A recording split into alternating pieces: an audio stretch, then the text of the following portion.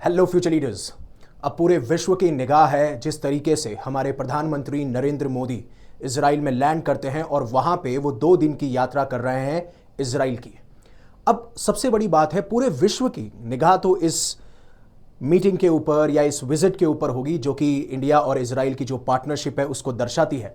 But Pakistan की निगाह है इजराइल के उस पावर प्लान के ऊपर जो कि कहीं ना कहीं अब पाकिस्तान फील भी कर रहा है और इवन वो पैनिक में भी है जिस तरीके से अभी पाकिस्तानी पार्लियामेंट ने एक रिजोल्यूशन पास किया है। क्योंकि ये जो रिजोल्यूशन पास हुआ है ये साफ साफ ये दर्शाता है कि पाकिस्तान को एक बात ये समझ में आ गई कि जो इजराइल प्लान लेके आया है, जहां पे वो एक रीजनल अलायंस, जिसे आप हेक्सागोनल अलायंस के बारे में या नाम से सुन रहे होंगे, उसके बारे में बात की जा रही है। लेकिन बात यह है कि पाकिस्तान को इससे प्रॉब्लम क्या है और क्या ये अलायंस इंडिया ज्वाइन करेगा, जिसके बारे में बात की जा रही है। इसलिए पूरा वर्ल्ड हो सकता है इस विजिट के ऊपर निगाह रख रहा होगा, लेकिन इंडिया का नेक्स्ट मूव क्या होगा, एस्पेशली जो इजराइल रीजनल अलायंस या हेक्सागोनल अलायंस के बारे में बात करता है।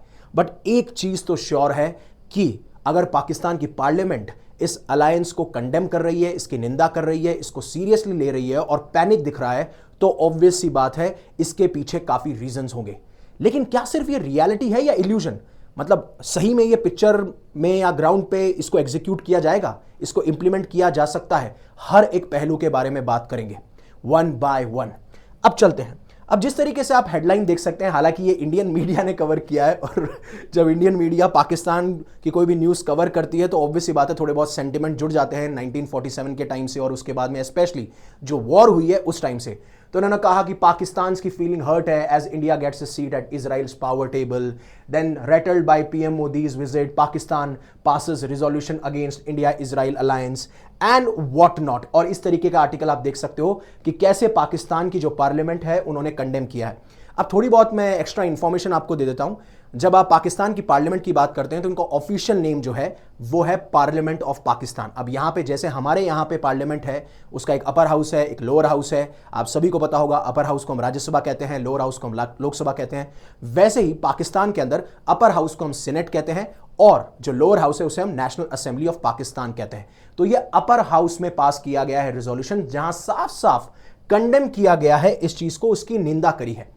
क्योंकि जब यह प्रपोजल पास किया गया तो इजरायली पीएम बेंजामिन नेतन्याहू के ऊपर यह इल्जाम लगाए जाते हैं, जब ये लॉ मेकर्स डिस्कस कर रहे थे इस प्लान को, कि एक एंटी रेडिकल हेक्सागोन अलायंस लेके आ रहे हैं जिसमें इंडिया को भी एक बहुत इंपॉर्टेंट पार्टनर के तौर पे देखा जा रहा है। और फिर ये रिजोल्यूशन पास होता है और ये कहते हैं कि ये जो हमारी इंटीग्रिटी है, यूनिटी है मुस्लिम उम्मा को लेके, उसके लिए बहुत बड़ा थ्रेट है। आप ये आर्टिकल देख सकते हैं, खुद भी देख सकते हैं। Pakistan Muslim ummah concern over Israel's hexagon alliance plan with India, same threat to Muslim ummah. और इवन आप कह रहे होंगे नहीं नहीं सर, आप ये तो बढ़ा चढ़ा के बात कर रहे हैं, ऐसा कुछ नहीं है। वहीं के न्यूज़पेपर से अगर आप देखेंगे तो वहां पे भी साफ साफ ये कहा गया है कि ये जो प्लान आया है it is to counter Muslim states, और इसीलिए ये कहीं ना कहीं जो रीजनल और इंटरनेशनल पीस एंड स्टेबिलिटी है उसको थ्रेटन कर सकता है। देखिए मैं इसके ऊपर बाद में आऊंगा, लेकिन आप कुछ सोचिए, साउथ एशिया की रीजनल पीस और इंटरनेशनल स्टेबिलिटी को किसने ज्यादा हर्ट किया है, ज्यादा डैमेज किया है? That is Pakistan. क्योंकि पाकिस्तान के यहां पे आपको टेररिस्ट पनाह लेते हुए दिख जाएंगे, टेररिस्ट बेसिस बनते हुए दिख जाएंगे। हम जितना चाहें ऑपरेशन सिंदूर हो, कितना हो, उनके टेररिस्ट बेसिस को डिस्ट्रॉय करें, वो कहीं और बना लेंगे। और रिपोर्ट्स भी निकल के आई थी कि खैबर पख्तूनवा और यहां पे बनाया जा रहा है। उस टाइम पे मैंने एनालिसिस किया था कि एक तो अगर मान लीजिए कोई ऐसा स्टेप पाकिस्तान बाद में लेता है फ्यूचर के अंदर जिसपे इंडिया के ऊपर टेररिस्ट अटैक किया जाए या वॉर वाली सिचुएशन आए, तो इंडिया के फाइटर जेट्स को बहुत ज्यादा डीप आना होगा पाकिस्तान टेरिटरी में। अगर हम खैबर पख्तूनवा और उस साइड अगर इन बेसिस को शिफ्ट कर देते हैं, इवन जो टीटीपी वाला खतरा है, तहरीक-ए-तालिबान पाकिस्तान वाला खतरा, जिसकी वजह से आप आए दिन सुनते हैं कि ब्लास्ट हो रहा है, पाकिस्तानी फोर्सेस मारे जा रहे हैं, उनको भी काउंटर किया जा सके। क्योंकि अब अफगानिस्तान के ऊपर तो बार बार ये रिस्पॉन्सिबिलिटी देके होगा नहीं, क्योंकि अफगानिस्तान ने भी कह दिया था कि जो आपके इंटरनल मैटर्स हैं आप संभालिए, आप हमें उसके लिए रिस्पॉन्सिबल ठहरा रहे हैं। और अभी आप देख ही रहे हैं कैसे पाकिस्तान ने अफगानिस्तान की बॉम्बिंग कर दी, फिर बॉर्डर के ऊपर आपको बहुत ज्यादा क्लैशेस देखने को मिल रहे हैं जहां आपस में जो फोर्सेस हैं वो फायर एक्सचेंज कर रही हैं। तो ये जब रीजनल पीस और इंस्टेबिलिटी की बात करते हैं ना, तो थोड़ी हंसी आती है, और थोड़ी क्या बहुत ज्यादा हंसी आती है। लेकिन चलिए आते हैं इस बात पे। अब जब ये कह रहे हैं मुस्लिम उम्मा के लिए बहुत बड़ा थ्रेट है, तो आपको यह समझना पड़ेगा कि मुस्लिम उम्मा का मतलब क्या है। अब उससे पहले मैं आपको ये बता दूं, अनअकैडमी का सब्सक्रिप्शन चल रहा है 19,999 में, जिसमें आपको 6 महीने का एक्सटेंशन फ्री मिल जाएगा। और सबसे खास बात है डबल वैलिडिटी, यानी 6 महीने का कोर्स खरीदते हैं तो आपको 6 महीने का एक्सटेंशन फ्री मिलेगा, 12 महीने का कोर्स खरीदते हैं तो 12 महीने का ऊपर से आपको और वैलिडिटी मिलेगी। और सबसे खास फीचर है CSE अश्योर, यानी आप 18 महीने या 18 महीने से ज्यादा का सब्सक्रिप्शन लेते हैं तो आप अगर कोई नेक्स्ट अटेम्प्ट देते हैं, यानी फर्स्ट अटेम्प्ट आप देंगे, जैसे अनअकैडमी से आप ये पूरा सब्सक्रिप्शन या जो कोर्स आपने वैलिडिटी है जब तक आपने पूरा कर लिया, उसके बाद में आप अटेम्प्ट देते हैं और मान लीजिए किसी कारणवश आप क्वालिफाई नहीं कर पाते हैं तो next attempt would be on us. Description में आपको लिंक मिल जाएगा। अब हेक्सागोनल अलायंस के बारे में बात करने से पहले, and I am clarifying you, बहुत अलग तरीके से मैं आपको बताऊंगा कि कैसे ये पूरा डायनामिक्स है और क्या इंडिया इसको ज्वाइन करेगा या नहीं करेगा, और करेगा तो क्या चांसेस हो सकते हैं, नहीं करेगा तो क्या चांसेस हो सकते हैं। बट समझिए मुस्लिम उम्मा का मतलब क्या है। मुस्लिम उम्मा का मतलब सीधा सा मतलब है कि आप जब ग्लोबल कम्युनिटी की बात कर रहे हैं, स्पेशली मुस्लिम्स की, जैसे कि मतलब मुस्लिम भाईचारा या मुस्लिम ब्रदरहुड, उसे ये कहते हैं मुस्लिम उम्मा। यानी कि जितने भी मुस्लिम्स हैं all over the world, all across the world, वो किसी भी नेशन से बिलोंग करते हो, कोई भी रेस हो, कोई भी आइडेंटिटी हो, बॉर्डर उन्हें अलग कर रहा हो या ये सारी रीजन अलग कर रहे हैं, इनसे कोई फर्क नहीं पड़ता। हमारा शेयर्ड बिलीफ है, फेथ है इस्लाम के अंदर, और वही काफी है जो हमें एक साथ यूनाइटेड रखता है। तो इसलिए ये कह रहे हैं कि थ्रेट टू मुस्लिम अम्मा। अब समझते हैं हेक्सागोनन ऑफ अलायंसेस को। अब हेक्सागोनन आपने मैथ्स में पढ़ा होगा, मतलब जिसकी 6 साइड्स होती हैं, तो ऐसे ही इसमें 6 मोस्ट इंपॉर्टेंट पार्टनर्स रखे गए हैं, जिसमें सबसे बड़ा पार्टनर है इंडिया, या फिर आप कह सकते हो इंडिया इजराइल की पार्टनरशिप, जिसमें इजराइल जो है वो मेन कोऑर्डिनेटर है। इंडिया को एक स्ट्रेटेजिक एंकर और एक ग्लोबल पावर की तरह ट्रीट किया जा रहा है। फिर कुछ मेडिटेरियन पार्टनर्स हैं, Greece and Cyprus, and then ये Arab nations, African nations, Asian nations, इनके बारे में बात करते हैं। हालांकि भी बता दूं मैं, ना अरब नेशंस के बारे में कोई डिस्क्लोज किया गया है कि कौन से नेशन इसको ज्वाइन करने वाले हैं, ना अफ्रीकन नेशंस के बारे में बात की गई है, ना ही एशियन नेशन के बारे में बात की है। लेकिन अगर कोई कोर पिलर हो सकता है तो वो है इंडिया, इस पूरी की पूरी हेक्सागोनल अलायंस का।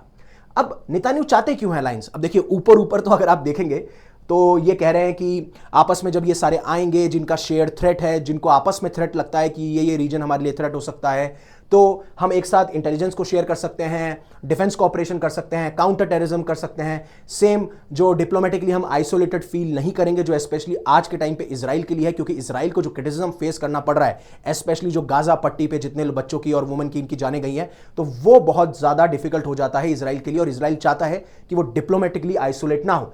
And then economy and technology भी, कि हम ट्रेड को एक्सपेंड करेंगे, और वो नेचुरल है, वो बाय प्रोडक्ट है। आप किसी भी नेशन के साथ में अच्छे रिश्ते बनाते हैं तो धीरे धीरे आप ये कोशिश करते हैं कि इकोनॉमिक एस्पेक्ट पे, ट्रेड एस्पेक्ट पे, सिक्योरिटी एस्पेक्ट पे, हर एक एस्पेक्ट पे आप एक साथ आए। बट नेतान्याहू ने साफ साफ ये कह दिया है कि ये अलायंस काउंटर करने के लिए बनी है। एक काउंटर करने के लिए बनी है रेडिकल शिया एक्सिस को। आप सभी को पता होगा कि जब आप बात करते हैं इस्लाम के, तो इसमें शिया और सुन्नी 2 सेक्ट आपको देखने को मिलते हैं, जिसके बेसिस पे आपको मेजर डिवाइड देखने को मिलता है। तो रेडिकल शिया जो कि ईरान के द्वारा लेड किया जा रहा है, उसको काउंटर किया जाएगा, जिसमें हिजबुल्लाह, आपको बता दूं हिजबुल्लाह जो एक मिलिटेंट ग्रुप है, जो कि ईरान के एक्सिस ऑफ रेजिस्टेंस का भी पार्ट है, जो कि काउंटर करता है इजराइल और इनडायरेक्टली यूएस को भी। तो हिजबुल्लाह भी एक क्या नाम है, शिया ग्रुप है। इवन जो हाउदीज है यमन में, they are also a part of Shia group. But आप बोलोगे सर एक्सिस ऑफ रेजिस्टेंस में तो हमास भी था, लेकिन हमास एक सुन्नी ग्रुप है। आप ये ध्यान रखिएगा, हमास एक सुन्नी ग्रुप है। एंड तीसरा है इमर्जिंग, जो धीरे धीरे इमर्ज कर रहा है, एक रेडिकल सुन्नी एक्सिस, उसको टारगेट करने के लिए कि उसकी वजह से हमें एक्सट्रीमिस्ट थ्रेट देखने को मिल सकते हैं। अब हालांकि यहां पे तो radical Shia axis led by Iran तो मेंशन कर दिया, but emerging radical Sunni axis के बारे में बात नहीं किया। लेकिन आज के कंटेक्स्ट में मैं आपको बता देता हूं, अगर आप देखेंगे तो एक तरफ जहां पे अब्राहम अकॉर्ड के टाइम पे इजराइल के जो डिप्लोमेटिक और कमर्शियल रिलेशन है वो काफ़ी सारे मिडिल ईस्ट के नेशंस के साथ में अच्छे हुए थे, यूएई, बहरीन, उन्होंने अकॉर्ड साइन किया, और इवन सऊदी अरेबिया भी साइन करने वाला था, बट काफ़ी डिफरेंसेस, कुछ डिफरेंसेस की वजह से सऊदी अरेबिया उस अकॉर्ड को साइन नहीं करता है। तो अगर आप इस सुन्नी एक्सिस की बात कर रहे हैं, तो इस कंटेक्स्ट में मैं आपको बता देता हूं, किसी ने भी मेंशन नहीं किया होगा, इस कंटेक्स्ट में जहां पे सऊदी अरेबिया और पाकिस्तान ने एक म्यूचुअल डिफेंस एग्रीमेंट साइन कर लिया था कि अगर पाकिस्तान पे अटैक होगा तो समझा जाएगा सऊदी अरेबिया पे अटैक होगा, और सऊदी अरेबिया पे अटैक होगा तो समझा जाएगा पाकिस्तान पे अटैक होगा। ये मोस्टली इंडिया की तरफ टारगेट नहीं था, ये मोस्टली इजराइल की तरफ टारगेट था। That is my personal opinion. तो इस सुन्नी एक्सिस में आप सऊदी अरेबिया, पाकिस्तान, और इवन रिपोर्ट्स निकल के आई थी कि तुर्की भी इस म्यूचुअल डिफेंस एग्रीमेंट को साइन कर सकता है, जहां पे न्यूक्लियर थ्रेट की भी बातें की गई थी। और काफी बार यह भी निकल के आता है कि अगर ईरान जिस दिन न्यूक्लियर पावर बनाएगा, न्यूक्लियर पावर अचीव करेगा, उस दिन सऊदी अरेबिया ने जो हेल्प करी थी पाकिस्तान की न्यूक्लियर पावर बनाने में फाइनेंशियली, तो उसके 1 महीने बाद में उनके पास में भी न्यूक्लियर वेपन होगा और हो सकता है उनके पास में न्यूक्लियर पावर का एक्सेस हो भी कि भाई हमें चाहिए, हमें दे दो पाकिस्तान। तो यहां पे आपको तुर्की, सऊदी अरेबिया और पाकिस्तान का एक्सेस देखने को मिलता है। थोड़ा बहुत इजिप्ट का भी इन्वॉल्वमेंट है बट उतना नहीं देखने को मिलता। बट और इसीलिए जो तुर्की है वो सबसे इंपॉर्टेंट प्लेयर है इस टाइम पे, डिफेंस वाइज भी देखें, इकोनॉमिक वाइज भी देखें, जहां से तुर्की का इन्फ्लुएंस आपको ईस्टर्न मेडिटेरियन रीजन में देखने को मिलता है, जहां पे ऑयल एंड गैस रिजर्व्स हैं, मैरिटाइम समुद्री क्लेम्स करते हुए दिखाए जाते हैं। इसलिए आप देखेंगे कि जब तुर्की ने सपोर्ट किया था पाकिस्तान को when it comes to providing drones, specially जब ऑपरेशन सिंदूर चला था और यहां पे जब डिजास्टर आया था तो हमने ही हेल्प करी थी और उसके बाद में भी काफी सारे आर्टिकल्स पब्लिश हुए थे।